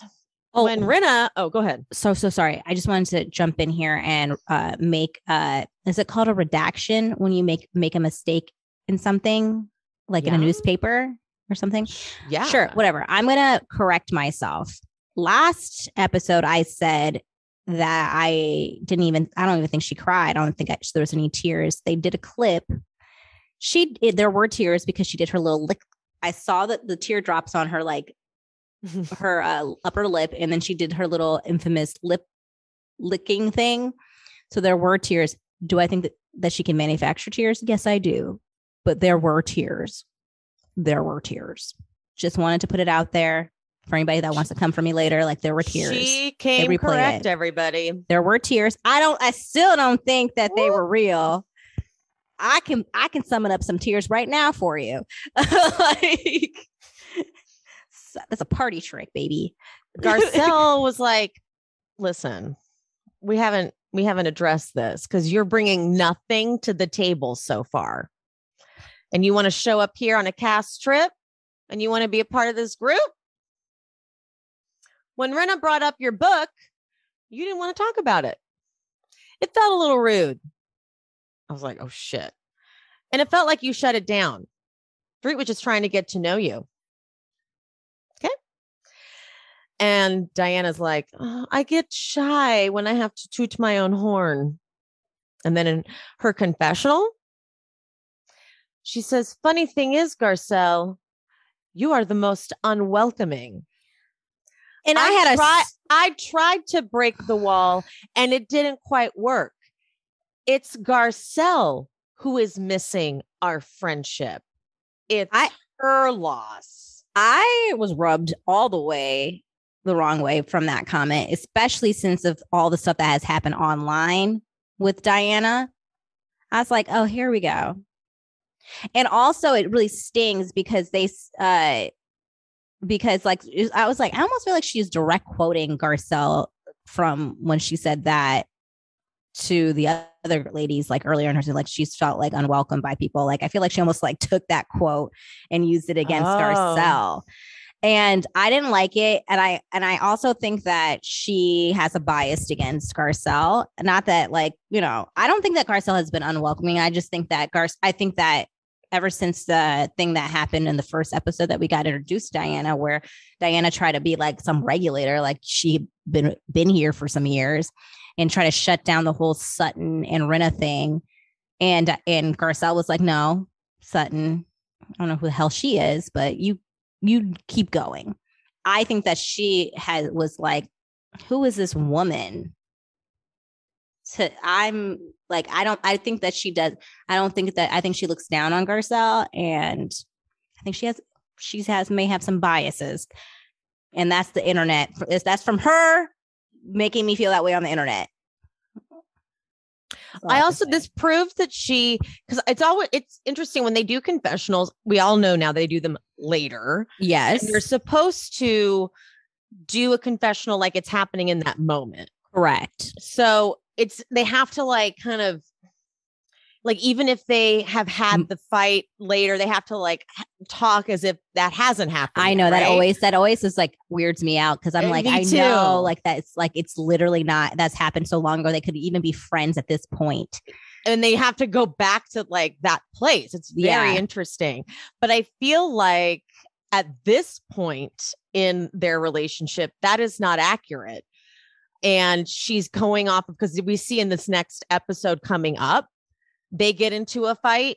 And I feel like she's basing it off of like what's coming up later. I feel like Diana's like talking about, life now. Like she's not kind of giving, because what's Garcelle done? She actually asked you, what has your life been like? Do you have a sibling? What the fuck did you want from her? Yeah. Like what she's saying about Garcelle makes no sense. But the only way I can like, because we're supposed to only be talking about what we've seen up until this point. The only thing that I can feel like she's going off of is like her resentment for Garcelle shutting her down from at Harry Hamlin's dinner. And she didn't even really go. She didn't even do like anything directly. She wasn't like, Diana, shut up. Yeah. She like let that moment pass. And then she went like, let other people talk and was like, Sutton, show it. Because I think even Erika went, like, I think Erika said something like, if you got it, you got it. Or something like Erika said something too. It wasn't like she said anything directly to Diana. Yeah. So. Yeah. I hate Diana. I'm so glad we did not jump on that bandwagon because people are too quick to be like, I love her. She's everything. She's exactly what the show needed. People love a new shiny object and they get so excited when there's somebody who's like filthy rich. I'm like, you literally need to wait. Everyone can do one episode, one scene. Anyway. So Erika and Sutton start talking about like going on dates and things. And I just find that to be kind of, I don't know. I don't like watching scenes of them getting along. And I especially don't like when someone has to be like, so maybe there's some hope here between you two. Like, just let them talk. Yeah. Like, we don't need to do that. It's so annoying that they need to be like, maybe we see some progress. Like, well, not now. Like, I mean, I don't think either one of them care about actually having a friendship. I think that they're just exhausted with their little storyline that has happened. And they're just like bored of it, would love to move on from it. And if that means we have to chat sometime and figure out things that maybe we can like have common ground so we don't like kill each other, like, so be it. Like, I think that they also like, they're also wanting to stay employed on the show. And so they just have to figure out a way around it. They're like, we're on a trip. Like, let us, like, we're just, like, yeah, we're sitting next to each other at a table. I absolutely can coexist with people that I do not like and even have a good time with people I don't like.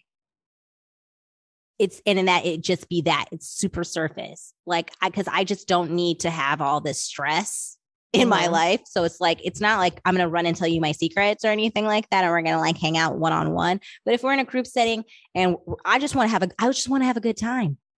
Okay. Compartmentalizing like a motherfucker. Like, that's what I do. Quote of the week. Erika in her confession, she goes, why is it a big deal when I'm nice to someone, when I call someone a cunt, when I fall asleep on a boat? Can't I just be me? That's her tagline. That is her tagline. Let's change it. Dub it over. Yeah. And then Sutton says in her confessional, I'm not scared of Erika. And that scares her. But I'm going to take one for the team and be the bigger person because I'm the adult now. Like, Sutton. I don't think Erika is thinking about you in the least bit. I think she is literally just trying to get through this fucking season without her court case being the main focus this entire time. Okay. She's literally self-medicating and I'm not saying this for empathy for Erica, but I'm just stating the facts. This is what this lady is doing right now. She is not thinking about any of you ladies. She is just trying to keep getting her Bravo checks and keep it pushing, honey. She does not give a fuck. Mm-hmm. She does not care. She does not care. And then Dorit gives a speech that's so long, they do like the time lapse. The editors are shady. It's so funny. I love it. It probably wasn't even that long, but the time lapse definitely makes it seem long. I like that what makes Kyle break is that Dorit's like, all I'm trying to say, and Kyle starts laughing, like, all you're trying to say. Yeah. And so they're done, so to speak. But of course, Kyle's like, we're having one more drink. Yeah. And so Dorit, Diana, and Kyle have a drink. And this is when Diana, once again, about Sutton, she's like, she contradicts herself a lot. You know, I hate you, like you, vegetarian, eats bacon. Kyle's face was like, oh, girl, welcome to LA. Whoa. I am fighting with this today so bad. But again, these are not big enough things to harp on, Diana. Yeah, like also, why do you care? I don't understand why the bacon thing is bothering her. Let it go. Oh my God. Like, it's as if she's a vegetarian and Sutton keeps sprinkling bacon in her food without her knowledge. She's not a vegetarian, right? I don't think she is. I just think that she thinks it's stupid that she keeps saying that she's a vegetarian and eats bacon, which I get, but like it's still not enough for me. And the thing is, it was like a one-off thing that Sutton said. It wasn't like she's like every day, she's like, I'm a vegetarian, y'all, eating this bacon though, like every day. Like she said it one fucking time and she is literally harping on it. Sutton, when she was passing that, going backward a tiny bit, when she was passing that bacon to Garcelle, when they were talking to Crystal earlier in the episode, I could just see like she's like, every time she passed it to her. She didn't just pass her Garcelle a clump of the bacon. She did it individually. And every time she gave it to her, she was just like, I wish I never said anything about this fucking bacon. She regrets that so much. And I just cannot believe Diana is so literal with this. And this is your thing you're harping on. Yeah. And so then on the private plane, Diana's like, I think we should all sit where we were sitting before and won't let Sutton sit there. That was so mean because the thing is, did Sutton get emotional and yell at Diana? Sure. But also Diana was poking at her a bit. And that's what happens when you poke people. And she apologized. Diana said she accepted it. And now she's mean girling her on the thing where Sutton is really trying to be like, hey, I'm trying, like, because like obviously the easiest thing would be for her to just automatically sit with Garcelle, most comfortable thing to do. Yeah. But that's what I really don't like bullying. And that felt like you can't sit with us, very mean girls, literally. And all she was trying to do was just show that she was genuinely trying to, make things better, connect, learn things, not be too cliquey. Because I personally would have just sat with Garcelle because it would have been easier. I don't necessarily. Ride? Yeah. And I don't necessarily want to I hate small talk. So to me, having to like keep up talking to freaking Diana, who does not have a sense of humor whatsoever, would have been excruciating for me. So Diana, you are the one that is missing Sutton's friendship here. Okay. How much fun was it when Sutton was like, I can get my own plane? And yeah, she meant it. I wanted her to get off that plane so bad and pick Garcelle and fire up a jet because I honestly, I'm petty Pia. So if I had Sutton money, that is exactly what I would have did. Because I'm like, well, I don't want to be on your fucking plane. Like the way Garcelle was like, yes, you can. It was like, that's because she really can. It's like if Rinna had said it, I can get my own. No, you can't. You would have been flying on first class, maybe business class Delta Airlines. Yeah. Okay. Yeah. Which is, amazing. Which is nice. First class. But I mean, it's not a PJ. No, it's not a PJ. You still have to go through the airport. Yeah. Like, honey, no. I like Garcelle's clapback is when you send the thank you flowers because she's like, I'm not going to. Don't add my name. Yeah, like I love that. It's like I don't give a fuck. I didn't ask you for this plane. You decided you wanted to flex, and I am going to take the flex. I don't have to thank you for it though. I said thank you already, and that's all you're getting. Thanks. And next week, Diana is going to send Sutton a text that says something like, I don't want, the way Sutton explains it, I don't want Garcelle to think that I'm rude. And Sutton, yeah, this is all we get from the teaser. Sutton says that the text was like, I don't want Garcelle to think that I'm rude. And Sutton goes, no, ma'am, or something like that. Yeah. So we don't know. And then we get to meet Cherie. Yes, finally. Yep. And Garcelle's birthday, and Kyle is lifting up her dress and doing the splits. You have to every season. We need the splits. I don't think we got splits. Did we get splits last year? Oh, I don't know, but I feel like we didn't. If we didn't, I think that would have been the first season where we didn't get a split. Oh my God. I don't think we did. Garcelle and Diana are getting into it at the party. And Garcelle says, I'm not going to let you ruin my birthday. Bye. Yeah. And that's when we see the line, "You need a new villain? Here I am." Okay. And now that we hate her, we're like, oh, you think that's such a good line? It's like, I mean, we did need a new villain, so you're not wrong. I mean, we're like, we're never going to have enough. Yeah, like, yeah, thanks for volunteering. But like, be a better villain, though. Well, the thing is, if you're gonna say that menacing line, bring your shit. I better see it. I better let's go, honey, because you're bringing me nothing so far. All you're doing is acting like you're better than everybody, and not really giving me what you wore a bunch of rings one episode. I don't give a shit. You wore a bunch of rings one episode. Congrats. It was gaudy as fuck. I didn't like that. It's called Nouveau Riche. It's called a bougie bitch. I don't like it. All in all, that was a fantastic episode. We don't ever get sloppy drunks.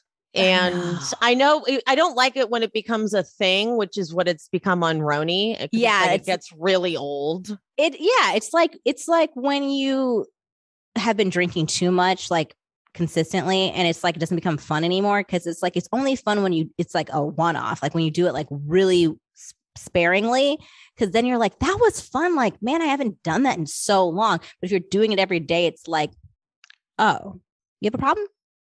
Yeah, every single time Sonja is on screen, she is so drunk. It's okay. Yeah, there's not I don't think there's an episode she's not. So it's just ooh, yikes. Yeah, because if Erika was doing this every single, she might be for a little bit. Well, yeah, because I know we're gonna later on get a mini intervention from Rinna to Erika. Got pics, whatever she says. Yeah. But I don't know if we're going to get, because she's been tipsy and stuff like that leading up to this, but she hasn't been that out of control. I'm interested to see if it's going to be this is the tipping point and it's getting worse, but we'll find out, I guess. And I'm here for it. Yeah. I'm ready for Kathy. I'm ready for Cherie. Is it Cherie or Charisse? It's Cherie, I thought. Cherie? Okay, yeah, Cherie. I might be wrong. All right. Thanks, guys. Thanks for tuning in. Follow Pia JV on TikTok and Instagram. Follow me at She Speaks Bravo on IG and TikTok. And we will see you next time. Bye. Bye. Oh, wait, on YouTube. Like this video, subscribe for more. Yes. Bye.